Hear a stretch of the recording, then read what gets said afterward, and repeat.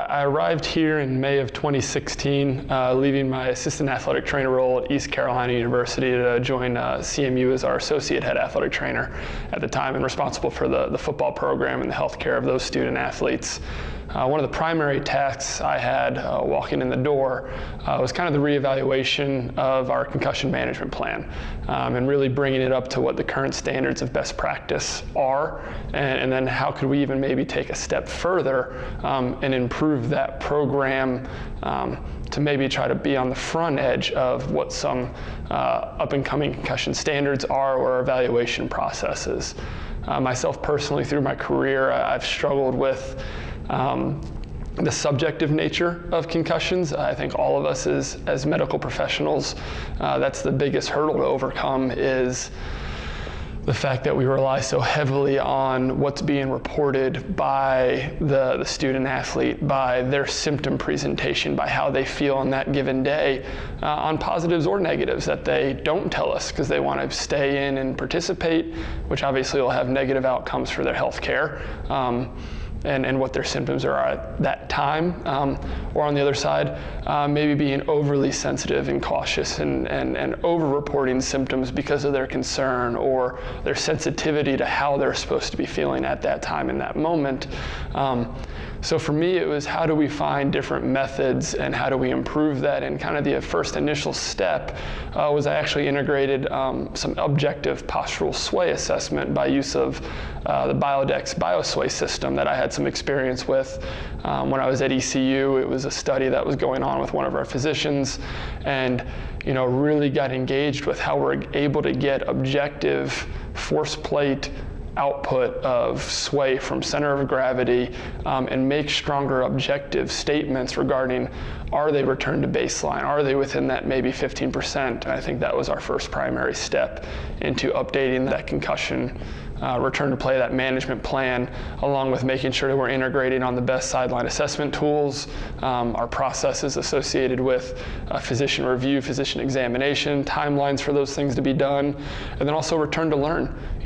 Not only do we have to return them to play, but in our setting with collegiate student athletes, and then populations in younger adolescents in high school and middle school, a big push and a big understanding is how do we also have to modify their ability to return to daily living, learning, and that wasn't something that we had really scratched the surface on here. And you don't want to keep somebody out from class for 2 weeks because then they're going to have greater stress of being behind. So how do we manage not only supporting the healing processes for their brain in a concussive state, but also allow them to still stay up to speed, stay engaged, and continue their academic responsibilities as well. The Stepwise concussion return to play that has been recommended by the group that's put out at the Zurich papers, that there is this exertional component and it's a stepwise fashion.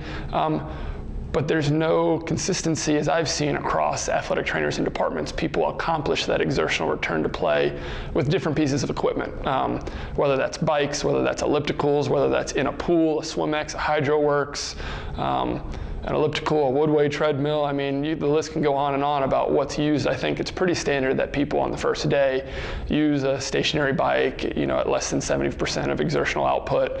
But then the next day, I think, is the one that has the greatest level of variance. I know personally at the different places that I've worked in my career, not one place have we done that day the same. And I think for me, that's tangible, and that's probably exists within our profession because not every person, not every department, not every clinician has the same resources or equipment, and therefore you have to apply these standards to what you're able to do to accomplish the task at hand, which is, increase their exertional output.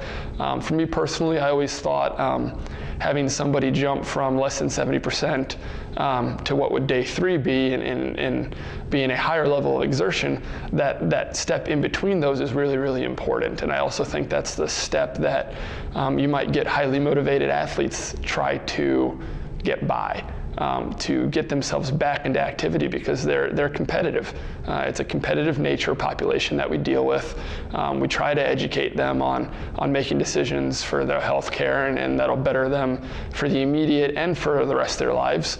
But when you got somebody that's motivated to be a part of the team, that's maybe a starter that wants to continue, whatever their run is at that point in time for the NFL or the NBA or MLB or any professional dream, or maybe you have a backup that just got a starting role or a role and doesn't want to lose time and not have that opportunity anymore. There's a lot of internal and external stresses that then can cause decision making to maybe not be the best. And if they wanted to try, for lack of a better term, sandbag and really not push themselves to what we're asking them to do, they have some variability to do that. And so finding a way to increase and feel confident in reaching exertional levels, because we know in a concussions process of healing, exertion, if the brain is not resolved to a certain point, will have symptoms reoccur. What symptoms? Differs between people, and that's the variance that we deal with concussions as medical professionals. But we consistently know if they haven't gotten better to a certain extent or to a certain point in their progression of healing, exertion will cause return of symptoms. So for us as clinicians and for what we do here at CMU, that's why exertion is a huge step.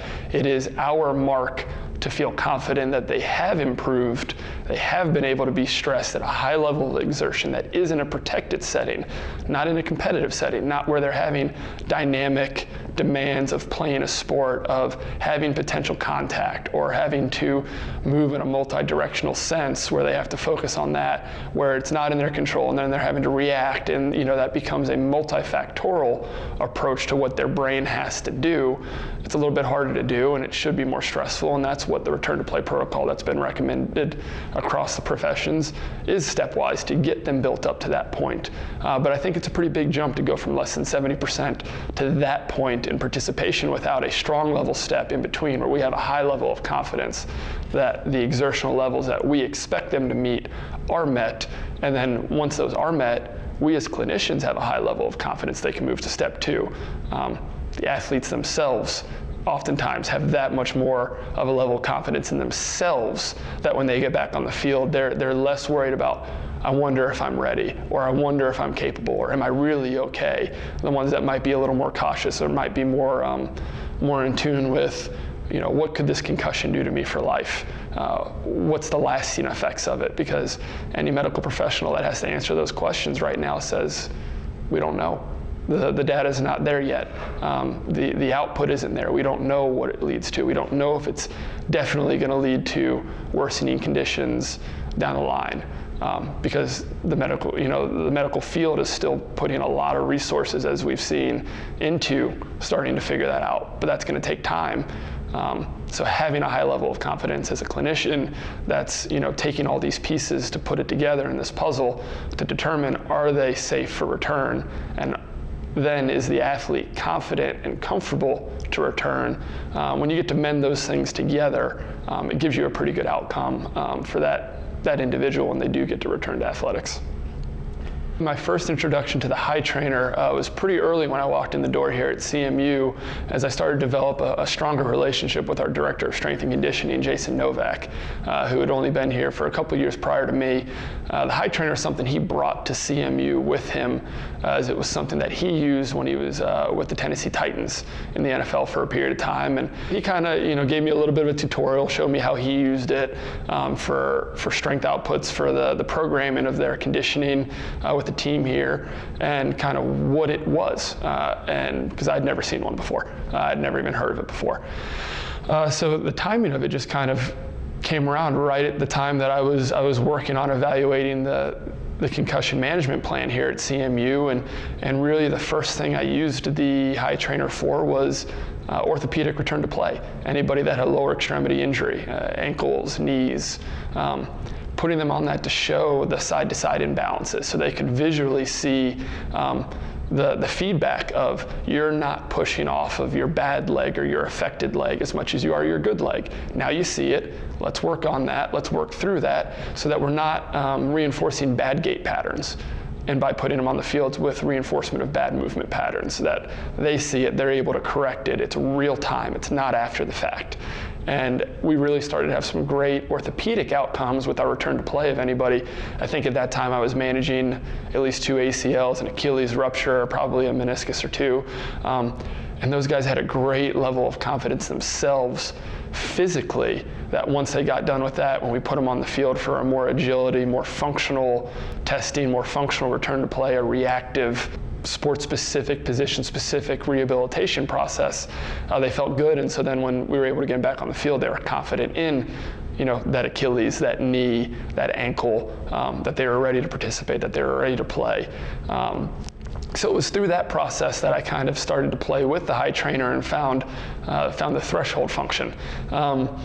And it's amazing when you're working on one thing and your mind's kind of spinning on trying to how to improve things, and then you see this tool and you start playing with this tool, and all of a sudden kind of a light bulb goes off. There's really no other way to describe it. It was, wait, hold on a minute. Maybe this does what I've been trying to figure out how to do. I haven't found a way to do that. This might be something to start to play with. And that's really what it became, a little bit of a trial and error in the beginning to figure out how it works, how to utilize it. But now, once we've hashed some of that out, it is a mainstay. It's something that's known within our department. It's something that's known amongst the coaches. It's something that's known amongst the student athletes, as that is a key part of our concussion management plan, that we are objectifying exertional output as a part of our concussion return to play, and how much confidence that gives us as clinicians that they're able to reach that to move to the next step, the confidence that gives the student athlete, and the documentation. We have report outputs that come from that I'm able to put into our medical record, that it continues to add our documentation process, which are obviously key in concussion management nowadays. Like any medical process, we have to document what we do. So it's been a big advancement for us, and we've seen outstanding outcomes to this point in time within our small population, being our student athletes. And it's something that they're aware exists. They're not excited to do it, but then it also becomes like a medal of honor, like a rite of passage. I completed that step. I completed the high trainer return to play for my concussion. I'm ready to go to the next step, which means I will be ready to play soccer. I will be ready to play football. I will be ready to play basketball, or any of the other sports that we host at this point in time at our university. So yeah, in regards to in CMU's concussion management plan, it follows, generally speaking, what is a normal progression that we see recommended and be asymptomatic for 24 hours. Then we do our lower level, less than 75% on the bike. Then there's the high trainer concussion return to play step is the following day, which I'll get back to that. Day following that is a non-contact practice where they're more engaged in a sport specific, along with a strength and conditioning lift, getting engaged there, ramping up their exertion more to what they normally do. Then returning, if their rest of their diagnostics return to baseline, letting them get back and do a contact practice. And if they're able to get through a full contact practice, reevaluation, and then potentially a clearance meeting with the physician to return them back to full participation in games. As for the high trainer concussion return to play step, we don't do a general baseline associated with that like you do with a lot of other concussion assessments, because we worry about somebody who's been maybe a little bit more delayed in their concussion recovery. Maybe they've been out for 3 weeks, their exertion's not going to be the same, and we're really measuring their exertion for what they are right then and there. So what we do is we get them on the high trainer, and they do a 60-second max effort walk. And really what our assumption being made is that average speed off of that 60 seconds on a max effort is going to really approximate pretty closely to max heart rate, which is what our percentage is being built off of. And so then actually on the high trainer, that's when we use the threshold programming to then take 70% of that average speed to get us at about what's approximated 70% of their max heart rate, and then 95% of that average speed to then get us at about 95% of that max heart rate. And then that's on the tablet for them to see in real time, and then it's a 30-minute go.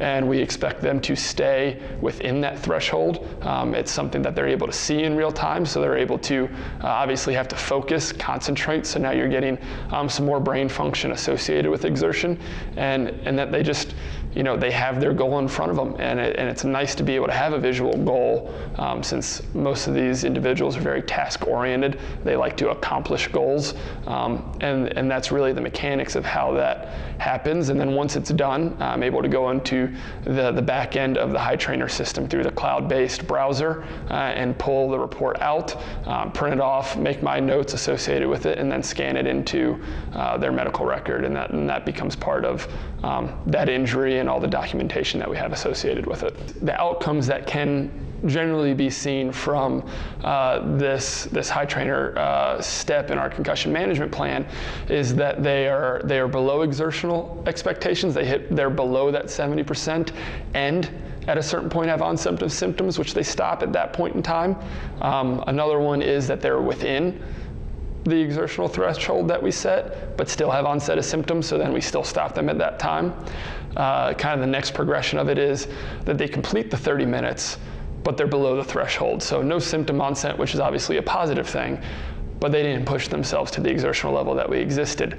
So would there have been symptom onset if they were at the levels we wanted to be in? We don't know, and that's what this gets to hash out. And really the last kind of continuance of this is somebody who finishes all 30 minutes through the threshold as we expect at the prescribed level based off that 60-second immediate baseline to approximate max heart rate, and feel very, very confident that they pass that step and then are able to move on to the next step in our concussion management plan through that return to play protocol.